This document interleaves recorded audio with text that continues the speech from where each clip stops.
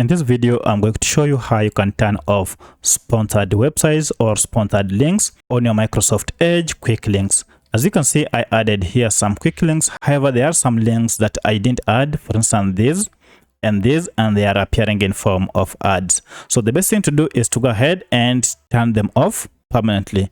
If you go ahead and delete them by just tapping on this arrow and then removing them, that will not solve the problem because it will go ahead and replace it with another one. The best thing to do is to turn off sponsored links on my quick links tab. Now to turn them off, go over here to settings and then tap on it.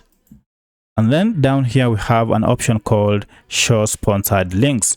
As you can see, it is currently turned on. To remove them, just go ahead and toggle this off.